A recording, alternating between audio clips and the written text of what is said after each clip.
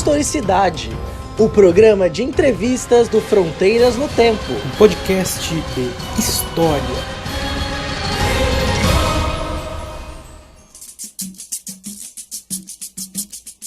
Olá, aqui quem fala é o CA e você está ouvindo o Historicidade, o programa de entrevistas do podcast Fronteiras no Tempo, um podcast de história. Tudo bom? Tudo bem com vocês aí, meus ouvintes? Tava com saudade aqui de aparecer no Historicidade e hoje nós vamos receber o professor doutor Moisés Antiqueira, que é graduado em História pela Unesp, mestre e doutor em História Social pela Universidade de São Paulo, a USP. Atualmente, o professor Moisés é professor adjunto dos colegiados de graduação e pós-graduação, mestrado e doutorado da Universidade Estadual do Oeste do Paraná, a UniOeste, trabalhando no campus de Marechal Rondon desde 2013. Moisés, em primeiro lugar, muito obrigado por ter aceito esse convite. Olá, CA. Sou eu quem agradece pelo convite. Sou um grande fã do Fronteiras, do Historicidade, né? Acompanho o trabalho teu e do Beraba há algum tempo já em relação ao podcast e cumprimento aos nossos ouvintes aí, espero que o bate-papo seja bastante agradável.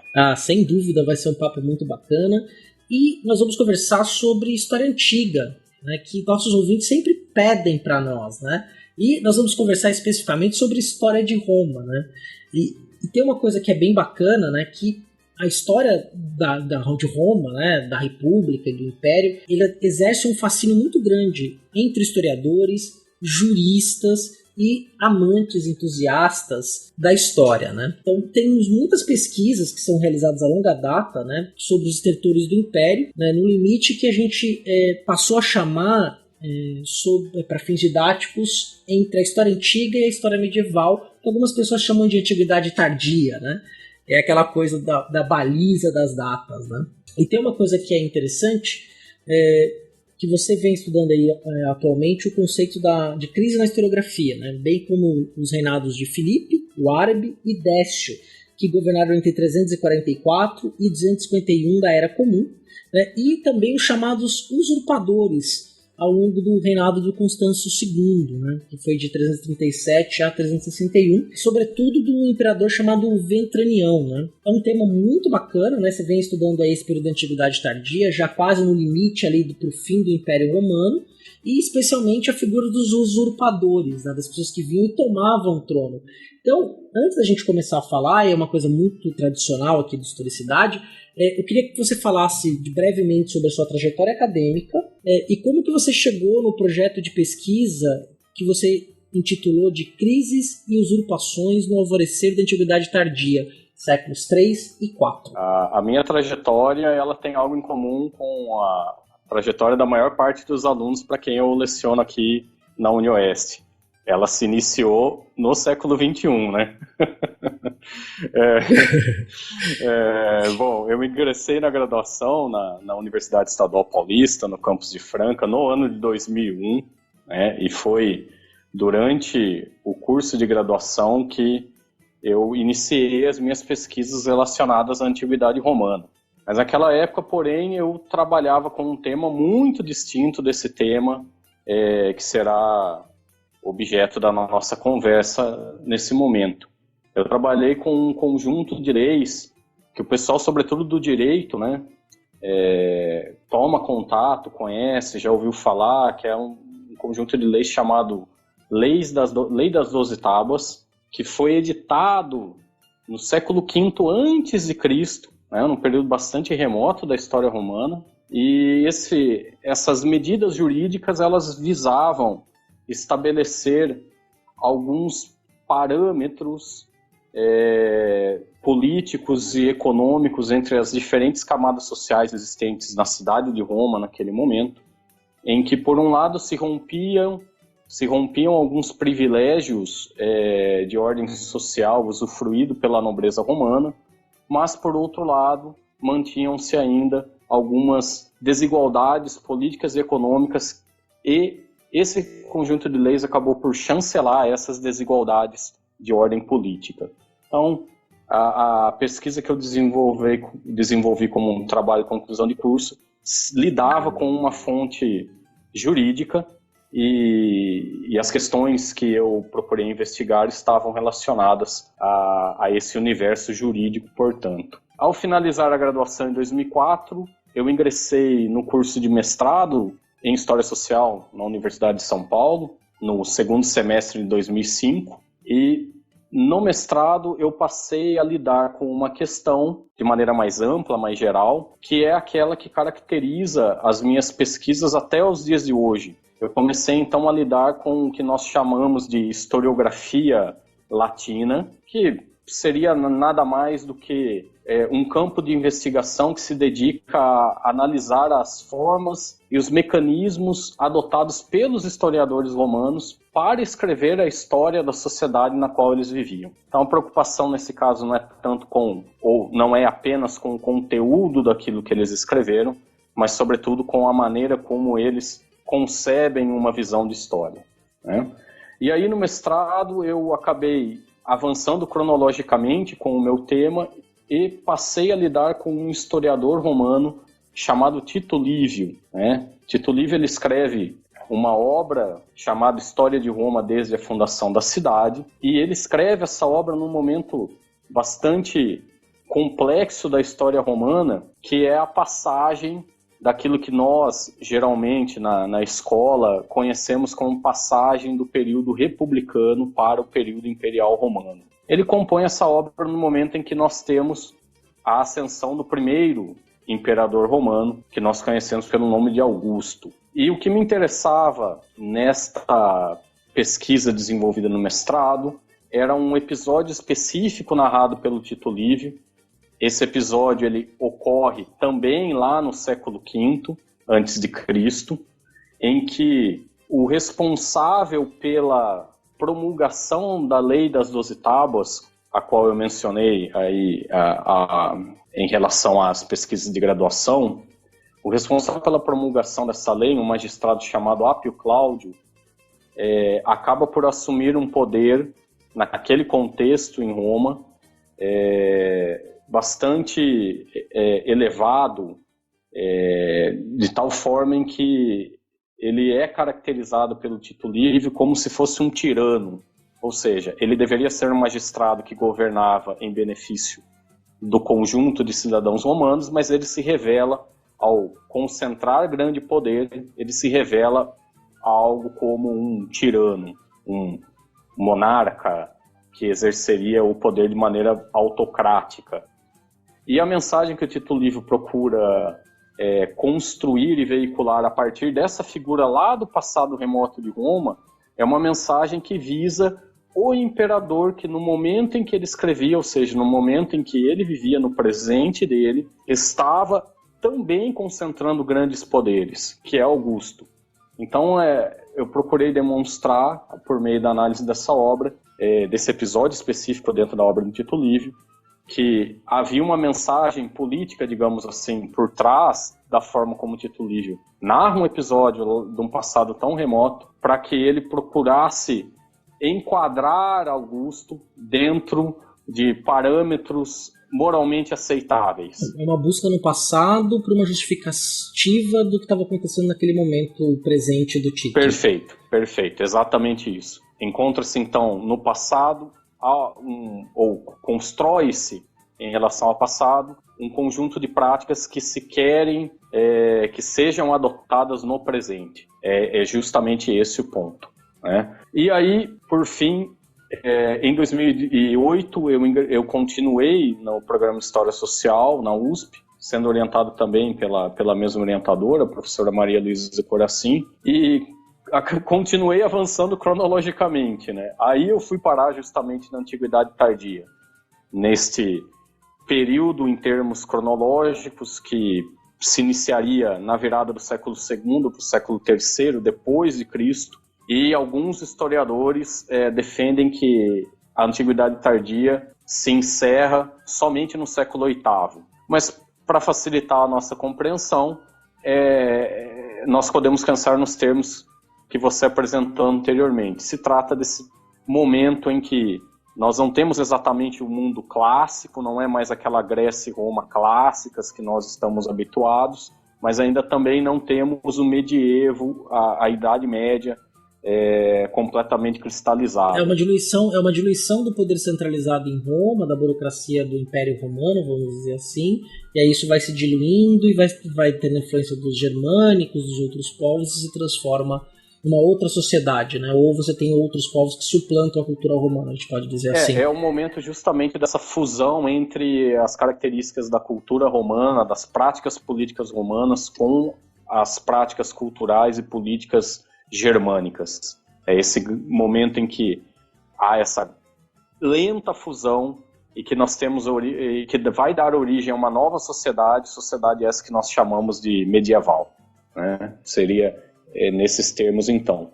E aí eu então passo a trabalhar dentro da Antiguidade Tardia, mas mantendo ainda os estudos dentro da historiografia, passo a trabalhar com outro historiador, um camarada chamado Aurélio Victor. E o Aurélio Victor, ele tem... A obra que ele escreve é uma obra bastante curta e enxuta, né, para que vocês tenham uma ideia.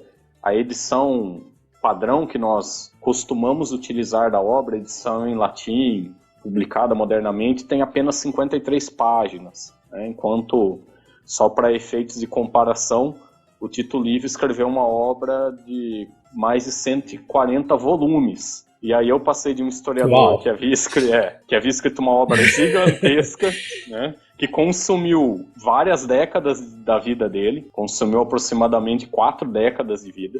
E eu passei para um historiador que escreve uma obra completamente distinta, diferente do ponto de vista quantitativo, e que escreve muito rapidamente, afinal. Era um texto curto, que não consumiu muito tempo. E aí, o que me chamava a atenção, no entanto, que me levou a estudar esse historiador, foi uma série de razões, mas é possível sintetizá-las em 2.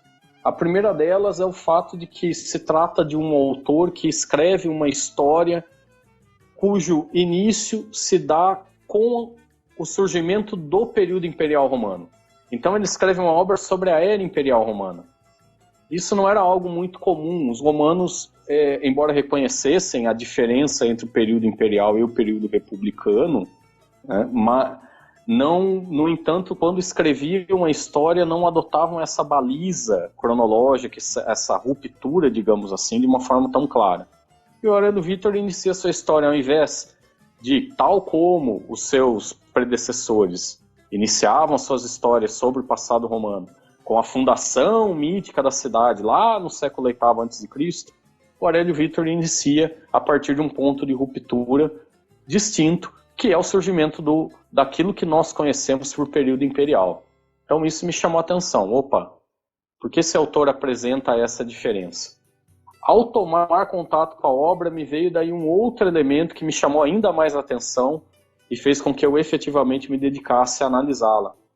O Aurélio Victor, ele escreve provavelmente entre o final do ano de 360 e o início do ano seguinte. Então, é mais ou menos nesse período, alguns meses ali do final de 360, até alguns meses que iniciam o ano de 361, esse seria o momento em que ele compõe essa obra. Bom, o que acontece nesse momento? Cronologicamente falando, se trata do final do reinado de Constâncio II, que é um dos filhos e sucessores do imperador Constantino, que eu presumo os nossos ouvintes já ouviram falar, né? Constantino é uma das figuras imperiais mais célebres, mais bem conhecidas pelo público em geral. De fato, né? É o imperador que oficializa o cristianismo no Império. Né? Para dizer a verdade, quem oficializa o cristianismo é Teodósio I. Tá, Constantino entendi. é o primeiro imperador cristão, né? E aí assim, é uma ruptura fundamental. Ele ter se cristianizado é um elemento que muda a história política do Império, né? Então, nesse sentido, é algo realmente relevante. E aí o que me chama a atenção é o seguinte: Constâncio II é desses dos sucessores do seu pai, aquele que procura empreender uma obra de consolidação da religião cristã enquanto o fundamento político-religioso do próprio Império. né? Constantino, a relação entre Estado e Igreja se torna iniciada, melhor dizendo, com Constantino, e quem dá sequência a esse tipo de prática é o seu filho Constâncio II. Mas o que me chama a atenção é o seguinte: o Aurélio Victor não menciona nada, rigorosamente não há uma vírgula sobre o cristianismo dentro da obra. E aí o que me chamava a atenção é como era possível um historiador que escreve nesse momento e que mantinha uma relação razoavelmente próxima com os círculos de poder. Ele é um funcionário imperial de, digamos, médio escalão, ele mantém contato com a burocracia e com a estrutura administrativa, política do Império Romano. E como era possível que alguém como ele, na posição dele, não dissesse nada sobre o cristianismo? Então isso faz com que eu investigasse essa obra, e a tese de doutorado ela se volta para a tentativa de resolver, entre outros problemas, em especial esse. E aí eu consigo apontar que ao longo da narrativa, a narrativa começa lá com o primeiro imperador Augusto e vai até o ano de 360, então ele abarca toda a história imperial do início até o fim, podemos dizer assim, até o momento em que ele vivia, né, o fim se confunde, dele, né? Exato, se confunde com o momento em que ele vivia, e aí eu consigo identificar que, por meio de elementos que ele vincula ao passado, ele consegue então construir uma espécie de discurso anticristão, anticonstantiniano, contrário à família de Constantino, e, portanto, a Constâncio II, porque, embora ele não se declare abertamente como um pagão, os elementos que ele manipula na obra revelam o paganismo que ele professava. Então, mais uma vez, eu procuro fazer uma leitura contrapelo, digamos assim, da obra, para perceber esses recursos retóricos, historiográficos que um historiador como ele manipulou, desenvolveu, para que ele pudesse fazer uma crítica a algo no presente, mas que essa crítica fosse velada, não fosse algo aberto, até porque ele, na condição de funcionário imperial, se desagradasse o imperador, bom, já deve imaginar o que poderia acontecer com ele nesse caso. Seria um destino muito feliz, não é? Exatamente. Mas, chegando então às pesquisas que eu desenvolvo nesse momento, o trabalho com a narrativa do Aurélio Victor, então essa história total acerca do Império Romano, fez com que eu tivesse de estudar a história do Império Romano como um todo, me aprofundar nesses estudos.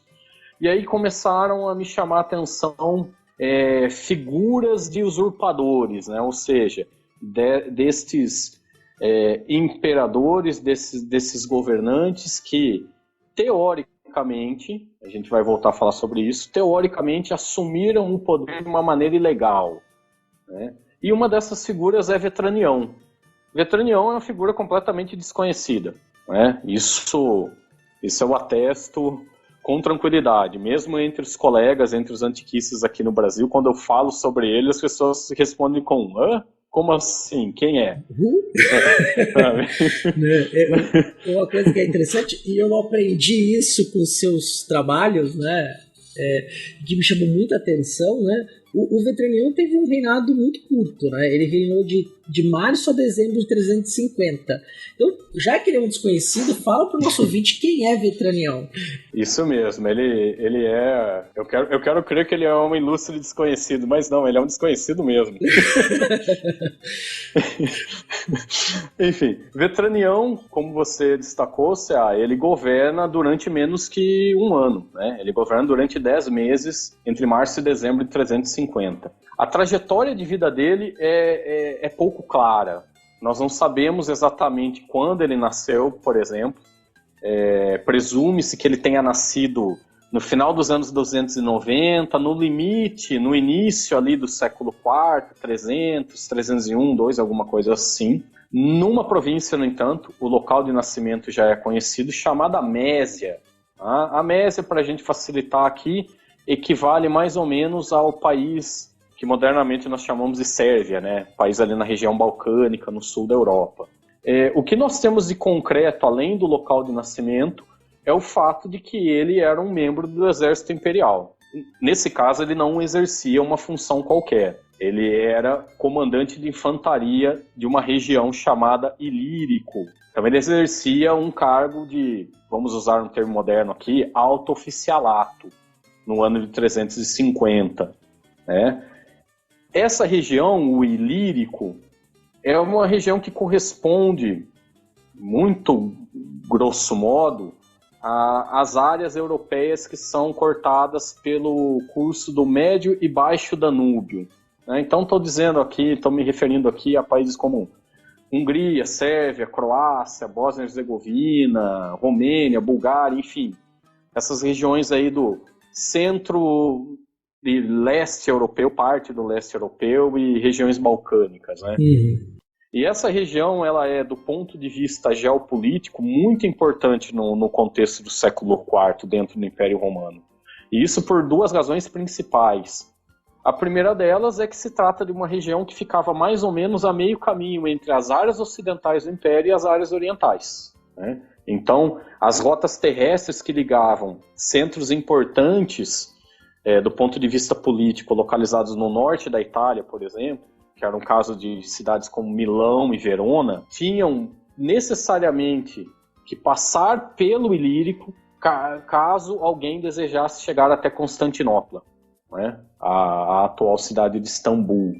Então nós temos esses centros de poder político no século IV que acabam sendo interligados pela região do Ilírico. Então isso faz com que se trate de uma região, do ponto de vista geopolítico, bastante importante. E para além disso, nós estamos falando de uma região banhada pelo rio Danúbio e que se constituía numa grande área de fronteira, né? Então nós temos de um lado dessa fronteira, embora aqui pensemos fronteira num sentido bastante fluido, né? Não, as fronteiras imperiais romanas não eram como hoje. Nós não temos um controle de fronteira como existe nos dias de hoje. Mas o Danúbio ele marcava um ponto de divisão natural entre o norte do Império Romano, as áreas ao norte do Império Romano, e as áreas para além do Danúbio eram as áreas que os romanos chamavam de Barbaricum, né? Eram as regiões, então, em que existia a presença de populações de origem germânica, entre outras, indo-europeia e assim por diante, né? E no século IV, em diferentes momentos desse século, nós temos processos de migração, invasão militar por parte dessas populações para além do Danúbio, essas populações, entre aspas, bárbaras. Então se trata de uma posição, de uma região, melhor dizendo, que contém um grande número de soldados. Nós temos um grande número de tropas militares romanas estacionadas em diferentes pontos dessa fronteira e no interior da região do Ilírico, em função dessa importância militar. E aí, não à toa, surgem, no finalzinho do século III e início do século IV, centros de cunhagem de moeda nessas regiões, justamente porque a principal função dessas moedas era o pagamento do soldo a esses militares. Então, essa região se dinamiza do ponto de vista econômico, monetário, por conta da presença desses soldados. Bom, então, vejam, Vetranião, no início de 350, era o comandante militar principal dentro da área, né? Como eu disse, era um cargo realmente muito importante no interior da estrutura do exército imperial romano. No início de 350, Vetranião ainda não havia sido proclamado imperador, nós tínhamos outros dois imperadores governando o Império Romano simultaneamente. Ambos eram filhos de Constantino. Constantino havia falecido em maio de 337 e ele foi sucedido pelos seus filhos. E só tirar uma dúvida antes, quando a gente fala dos filhos aqui no Império Romano, a gente não necessariamente está falando de filho consanguíneo, né? Às vezes o imperador adotava alguém como filho, correto? Correto. Nesse caso, porém, se tratava de filhos consanguíneos mesmo. Mas correto. Sim. A adoção era um instrumento comum, uma prática comum dentro da elite romana. Nesse caso, porém, eram filhos consanguíneos. Mas adotava até uma pessoa adulta, né? Falava que era um filho para poder ser herdeiro do trono. Exatamente. Né? Isso mesmo. Dúvida, isso mesmo. Então, nesse caso, no início de 350, dois dos filhos de Constantino governavam o império. Um deles nós já mencionamos, que é o Constâncio II, né? E aqui os nomes vão se repetindo. Os romanos não eram tão criativos quanto nós aqui, hoje em dia, no século XXI, no Brasil, somos na hora de batizar os nossos filhos. Tá? Os nomes se repetem. Então, Constantino é sucedido por 3 filhos, tá? Que se chamavam Constantino II, Constante e Constâncio II. Então, veja a bagunça aí em relação aos nomes. Né? Não eram tão criativos na hora de batizar as crianças. Tá? Em 350, nós temos apenas 2 desses atores aí. Né? Constâncio II, que governava as áreas orientais do Império. Né? Então, o que hoje nós chamaríamos ali de Síria, Palestina, o Egito, as áreas que correspondiam à antiga Mesopotâmia, que hoje seria o norte do Iraque, enfim, Turquia. E o seu irmão, chamado Constante, governava as áreas ocidentais. Tá? Então a gente vai pensar ali em termos modernos, era a Península Ibérica, o território que corresponde hoje à França, a Península Itálica, a Bretanha e assim por diante. Tá? Esses indivíduos, então, haviam dado sequência à dinastia constantiniana, né, que permanece, então, no poder. Porém, em janeiro de 350, o imperador das áreas ocidentais, o imperador Constante, acabou por ser assassinado em meio a um complô organizado pelo comandante da sua guarda pessoal. Né? Então ele... Sexta-feira do Império Romano, né? um movimento que às vezes acontecia no interior das cortes imperiais romanas. Né? Constante, então, é deposto e assassinado, né? Não apenas perde o poder, mas como também a própria vida, né? E esse comandante da guarda imperial que lidera esse complô é um militar chamado Magnêncio. Era um indivíduo que não tinha relação familiar nenhuma com a dinastia de Constantino. Né? Então se trata, nesse caso, de um indivíduo que acaba tomando o poder e não fazia parte desta dinastia constantiniana. Não era algo incomum, é preciso frisar, o poder imperial romano é exercido ao longo dos séculos de história romana, não necessariamente de uma forma dinástica, mas no século IV e no século V, a transmissão hereditária desse poder, e aí uma transmissão consanguínea, acaba se transformando numa prática cada vez mais habitual. Então, nesse contexto, a gente poderia dizer que todo o século IV, a primeira metade do século IV, o século IV até aquele momento, já estava habituado com uma ideia dinástica de poder, uma transmissão dinástica. Portanto, o surgimento de um imperador que não pertence à família de Constantino configurava algo, um ponto um pouco fora da curva. Ao mesmo tempo, ainda restava um imperador de linhagem constantiniana, Constâncio II, que estava nas áreas orientais. O problema é que no início de 350, Constâncio II se encontrava na Síria, ou seja, ele estava bastante distante das áreas ocidentais. Tá? Estava em outro mundo praticamente, tá, né, nesse período. A gente pode pensar nesses termos de fato. E porque havia uma possibilidade de conflito contra o Império Persa, né, que fazia fronteira com o Império Romano nessas áreas orientais do Império Romano. E havia então um clima de tensão militar nas áreas orientais, e lá Constâncio II então estava agrupado com suas tropas. Aí ele recebe a notícia da tomada de poder por parte de Magnêncio e do consequente assassinato do seu próprio irmão. Bom, diante desse cenário, Constâncio II teve de se virar nos 30, digamos assim, conseguir costurar uma solução diplomática para que não houvesse um conflito militar com os persas, para que ele pudesse, então, canalizar toda a sua atenção e o seu esforço de guerra para as áreas ocidentais. Então ele teve de marchar com os seus exércitos rumo às áreas ocidentais do Império Romano. Nesse meio tempo, estou falando aí de janeiro, fevereiro de 350, o Magnêncio já havia conseguido costurar laços de fidelidade com a maior parte dos oficiais do exército romano no próprio ocidente do Império. Então, no final de fevereiro, boa parte das áreas ocidentais já estavam sob a autoridade de Magnêncio. Ele conseguiu preencher esse vácuo de poder ocasionado pelo assassinato do irmão de Constâncio II.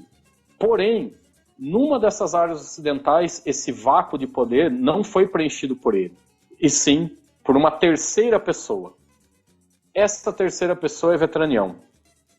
Vetranião acaba, então, aclamado pelas forças militares estacionadas que estavam ali na região do Ilírico, nessa região balcânica, e a gente acaba tendo então a seguinte situação a partir de março de 350. 3 imperadores simultaneamente governavam diferentes áreas do Império Romano.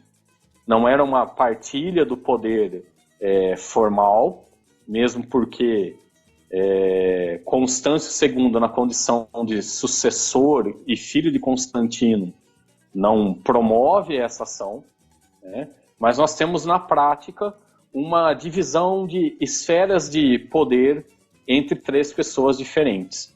O Ilírico, ou melhor dizendo, os militares que atuavam na região de Ilírico decidiram aclamar como imperador o seu próprio comandante. Essa é a situação que nós temos nesse contexto.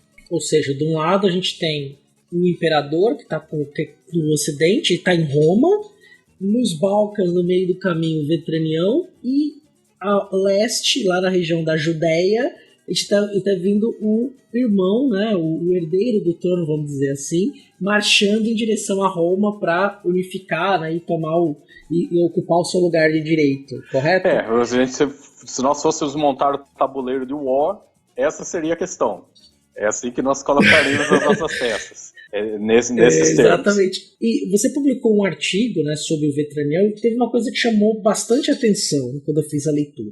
Porque nesse momento, já deu para o nosso ouvinte perceber que existia um equilíbrio de força, de poder muito delicado, né, que envolvia civis da elite imperial e política romana, os militares, que às vezes estavam nas duas posições, eles eram militares também, estavam postos da elite política, vamos dizer assim, o poder econômico e especialmente o poder simbólico, que não bastava ser imperador, tinha que ser reconhecido como imperador para conseguir ficar no trono. E uma coisa que você colocou que é bem interessante, eu queria que você explorasse mais para continuar contando essa história do Vetranião, era justamente esse ponto, né, que o usurpador ele também era uma figura estratégica no poder, né, que ora ele era utilizado pelos herdeiros legítimos do trono para permanecerem no trono e em horas eles eram evitados. Não sei se ficou clara a minha pergunta e ficou claro para o ouvinte, mas só para tentar explicar aqui o usurpador era uma figura política naquele momento importantíssima. Uhum. Uma das intenções com as pesquisas que eu desenvolvo nesse momento é tentar, inclusive, questionar um pouquinho essa ideia de usurpador, né? A gente vai falar um pouquinho sobre isso. No caso específico de Vetranião, de fato, todos esses elementos elencados por você podem ser observados no que se refere à ascensão dele ao poder. Agora, o detalhe mais curioso deste governo de Vetranião como imperador romano na área da Ilíria é o fato de que, ao contrário do que era comum nesse gerenciamento de crises políticas, vamos usar um termo mais contemporâneo, essas disputas de poder entre diferentes imperadores geralmente eram decididas na base da espada. E geralmente o derrotado perdia também a vida. Tá? É o caso que acontece com Magnêncio e Constante, né? Essa era a regra, digamos assim, em relação ao gerenciamento dessas disputas políticas. Só que no caso do Vetranião ocorre algo que é muito, mas muito incomum. Vetranião abdica do poder numa cerimônia que as fontes dizem que se deu da seguinte forma. Como nós dissemos, Constâncio II estava marchando do Oriente rumo ao Ocidente.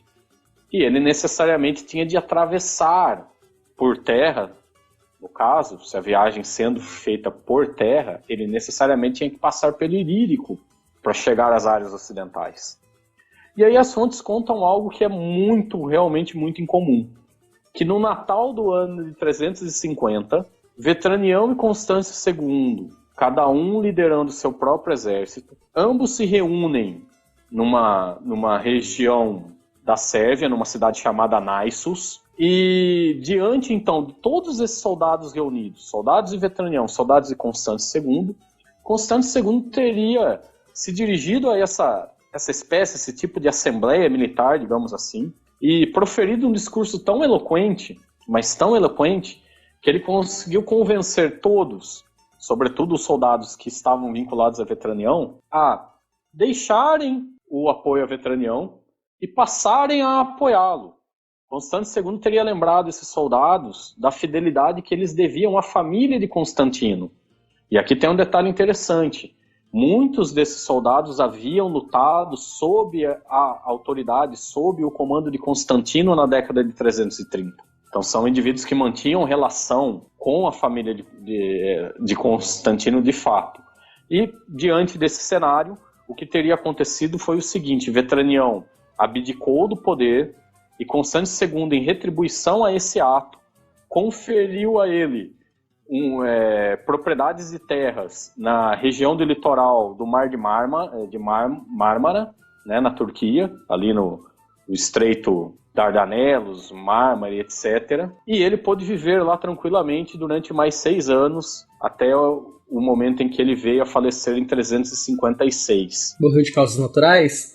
Aparentemente morreu de causas naturais. É, realmente uma grande exceção para quem foi imperador em Roma. Não, caiu de pé, né? Vamos pensar nesses termos, né? Ele caiu de pé. Ele mantém a vida, ele deixa de ser imperador, mas ele mantém a vida, ele é recompensado materialmente por isso, ele ganha, digamos, uma aposentadoria. E vai morar na praia, né? Vai morar numa cidade bem bacana, uma região bem bacana. Vai morar em Santos, né? Se aposenta e vem pra Santos. É uma situação muito incomum, bastante incomum mesmo, né?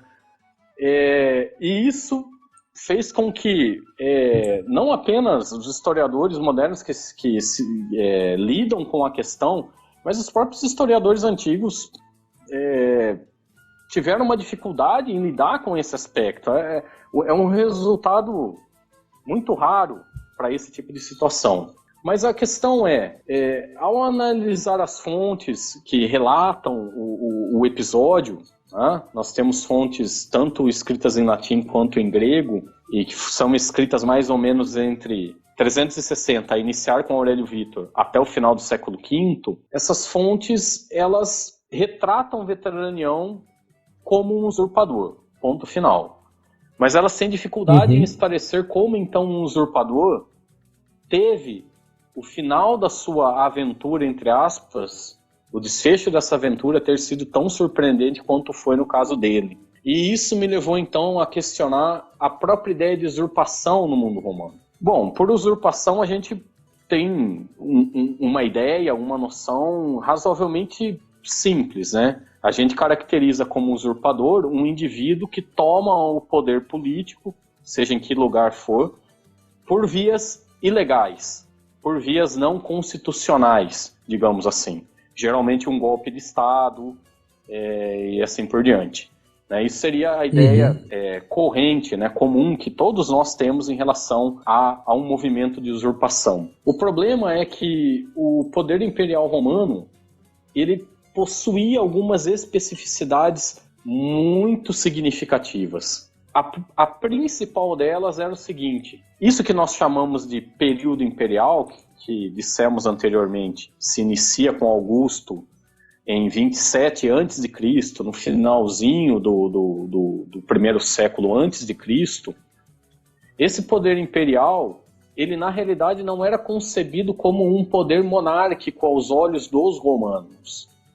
Então nós temos a seguinte situação: havia de fato um monarca.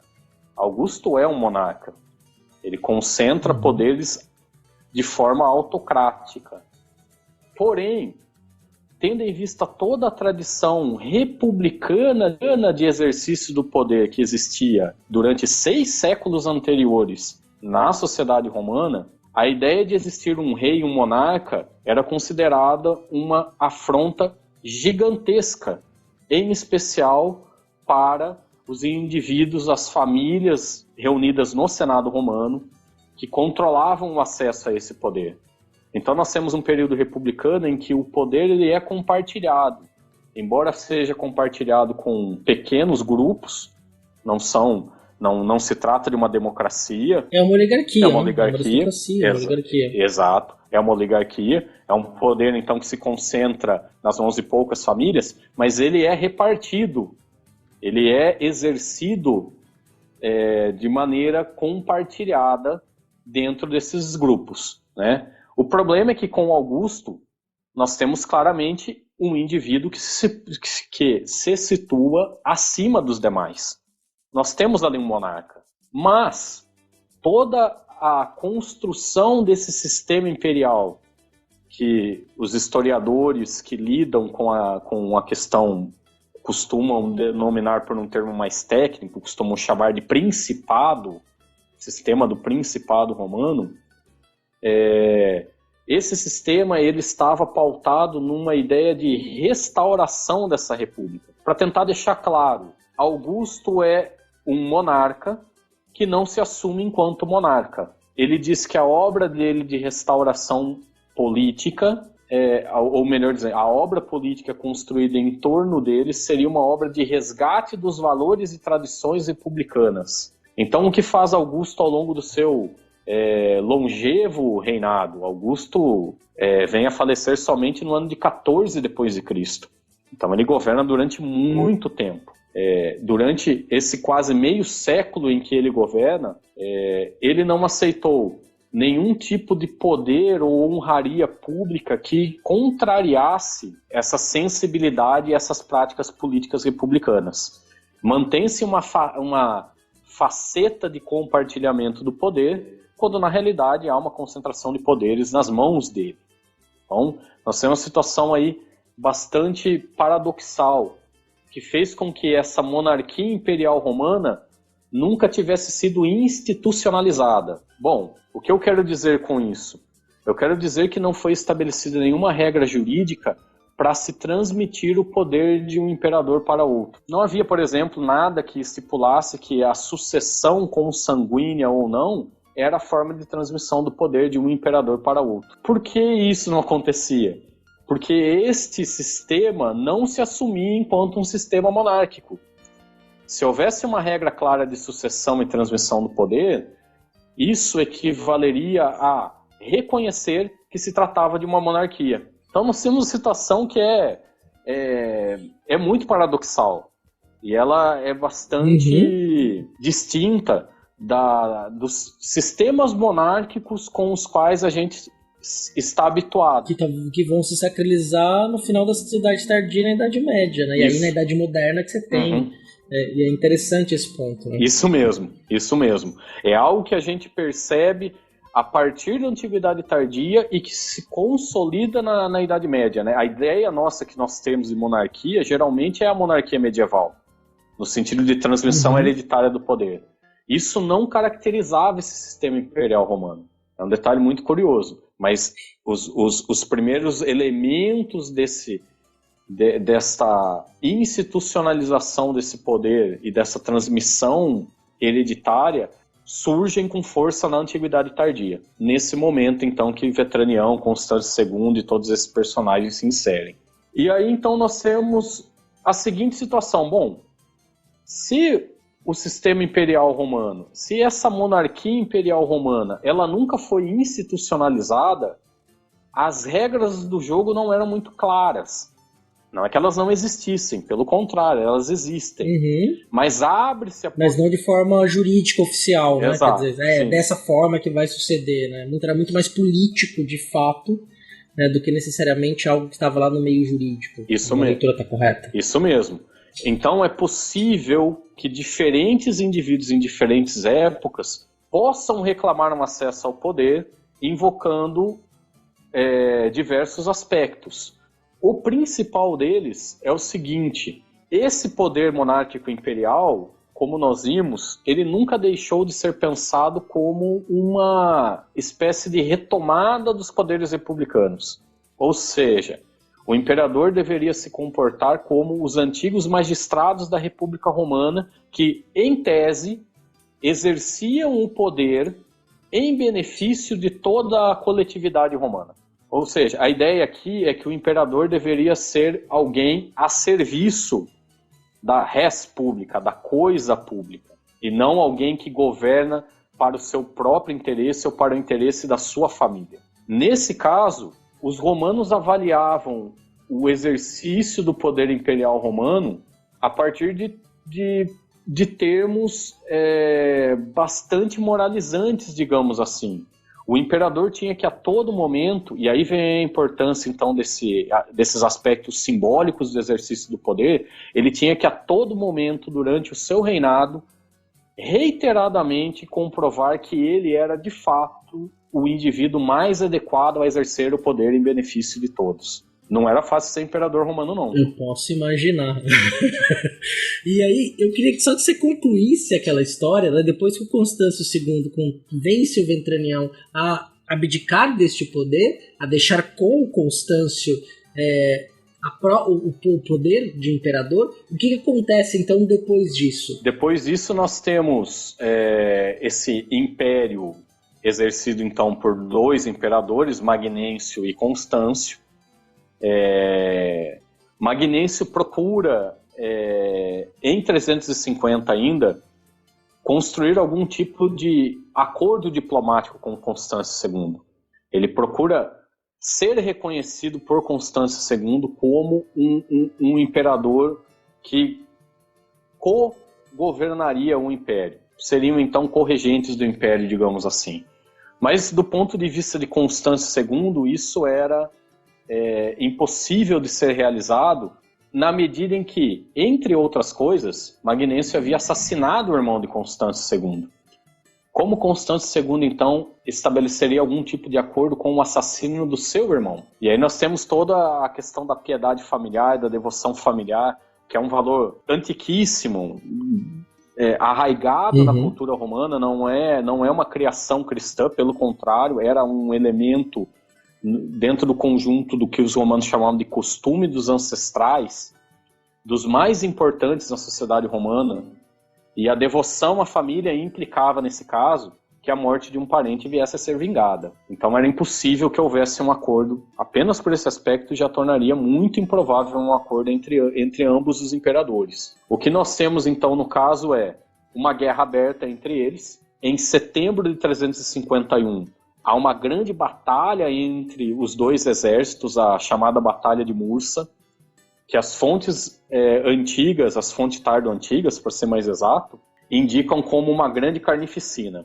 Para se ter uma ideia, alguns historiadores defendem que o número de vidas perdidas nesta batalha foi tão grande que o exército romano se enfraqueceu de uma tal forma que ele não conseguiu recuperar-se a ponto de encarar as incursões militares por parte das populações germânicas. Vejam o desastre que é essas ações, essas disputas pelo poder nesse contexto. Elas têm uma consequência militar bastante grave para o curto prazo da história imperial. Ou seja, basicamente essa disputa foi uma das últimas disputas, a gente pode dizer assim, não a última, né, obviamente, ainda tem chão para rolar no que a gente vai chamar de Império Romano, mas ela vai enfraquecer, e aí a Roma, tal qual da Antiguidade Clássica, vamos chamar assim, ela passa então passa por uma nova fase, né? Uma nova noção política. Né? Sim, como eu disse, alguns historiadores defendem essa perspectiva, não é algo consolidado, mas eu arriscaria, eu ousaria dizer que há grande fundamento nela, porque o exército romano, sobretudo as tropas vinculadas às áreas ocidentais, acabam por ficar desguarnecidas diante da mortandade ocorrida nessa batalha. Nós tínhamos mais ou menos, e aí também a questão numérica não é exata, há uma dificuldade de se levantar o número de soldados envolvidos, mas nós tínhamos mais ou menos aproximadamente um exército comandado por Constâncio II, composto por 80 mil homens, sendo que desses 80 mil homens, 30 mil pertenciam ao exército comandado por Vetranião. Então percebam a importância da incorporação dos soldados que estavam ligados a Vetranião. Isso faz com que o exército de Constâncio II conhece um aumento aí da ordem de 60 e poucos por cento, né?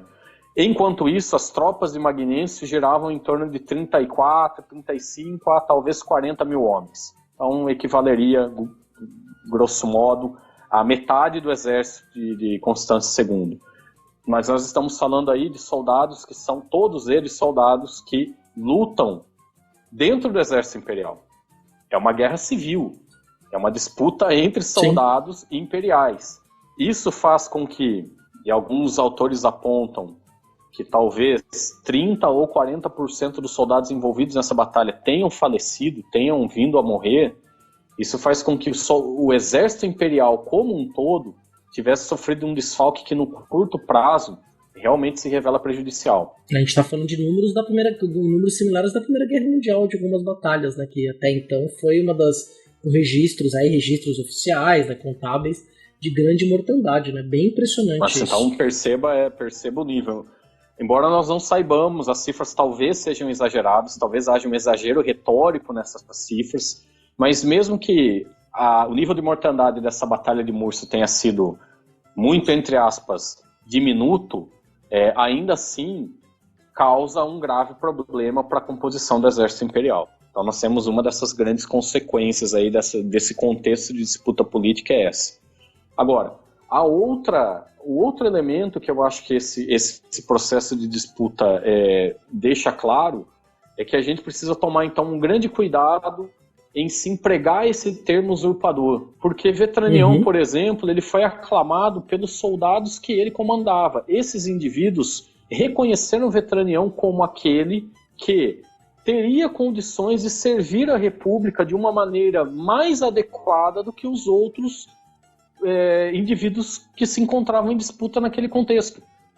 Esses soldados no Ilírico não reconheceram nem Magnêncio, nem o Constâncio II como um imperador que poderia atender os seus interesses.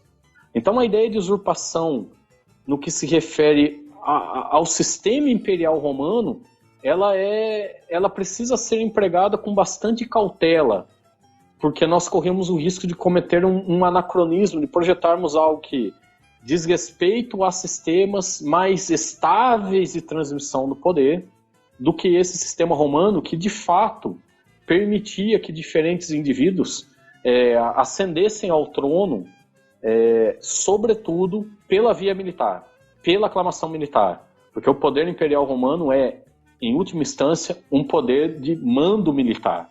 Então, se você é um comandante militar, você reúne condições muito maiores do que um indivíduo que está alheio ao exército.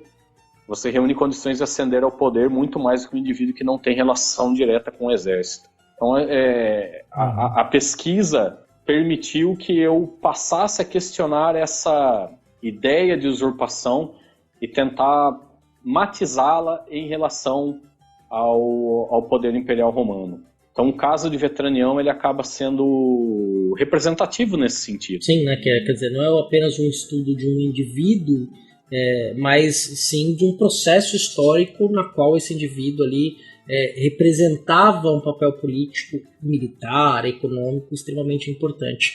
Moisés, eu vou agradecer muito pela sua participação. Esse papo ficou incrível. Eu quero ver se eu te chamo de novo aqui para a gente falar sobre essa historiografia que me despertou muito interesse em saber mais, quer dizer, o que era história para os romanos, como eles escreviam essa história, até para a gente conversar sobre a própria documentação. Então o convite já está feito aqui, né, para que você retorne para a gente conversar sobre essa temática da historiografia romana que você domina muito bem. Então vou agradecer novamente a tua participação no programa. Bom, convite aceito. Falar sobre história romana é sempre um grande prazer. Eu espero que os ouvintes tenham gostado dessa prosa.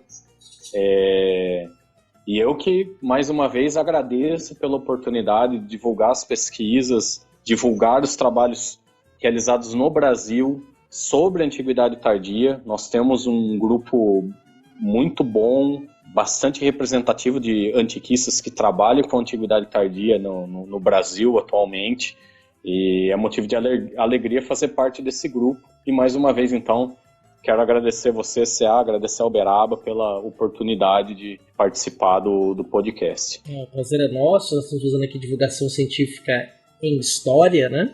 E para o nosso ouvinte, o Moisés separou umas referências bem interessantes desses estudos que ele mencionou. O artigo que eu mencionei também vai ter link no post.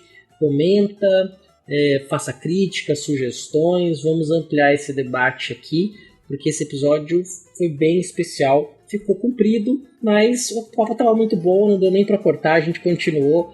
Eu sei que você está aqui até o final. Já que você ficou, espera só mais um pouquinho, tem recadinhos finais. Afinal, falar de história é sempre bom.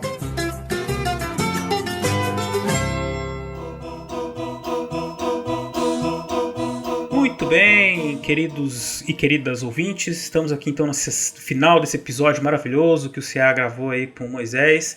Essa sessão aqui de recados e comentários. E aí, CA, muito boa essa entrevista, muito interessante, hein, cara? Como é que foi a experiência de falar aí com o Moisés?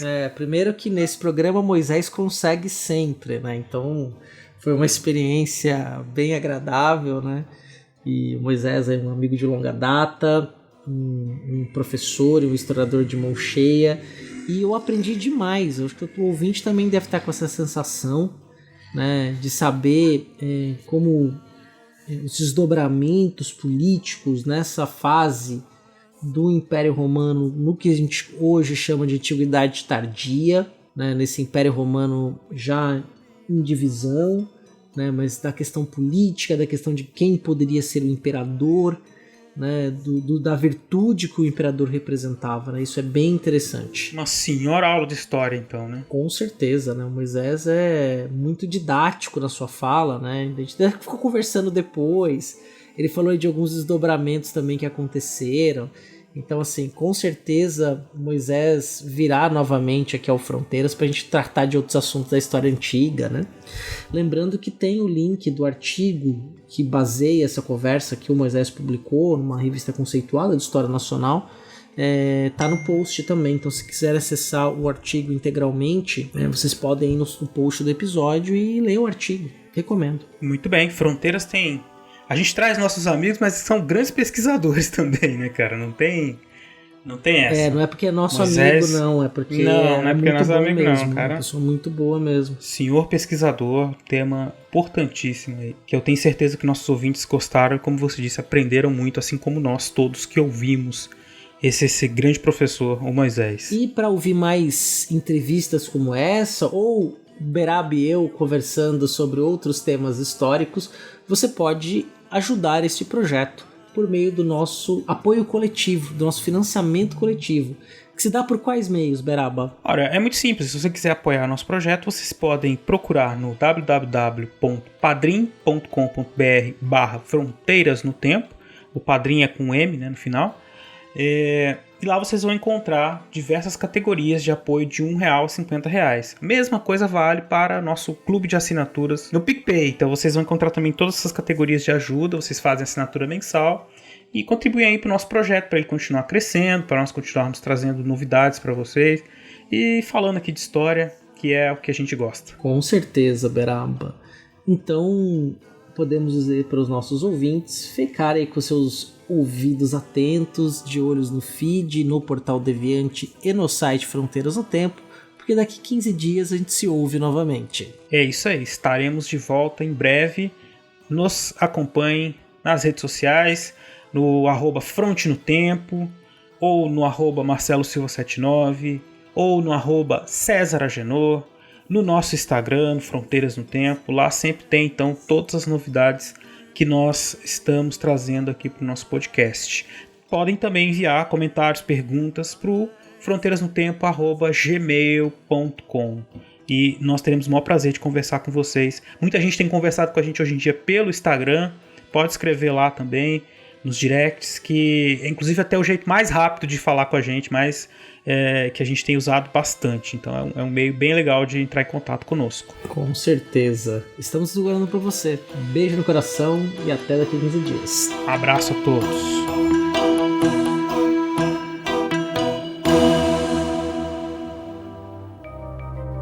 Este programa foi produzido por Mentes Deviantes. deviante.com.br. Este programa foi editado por Tapcast. Edições e Produções de Podcast.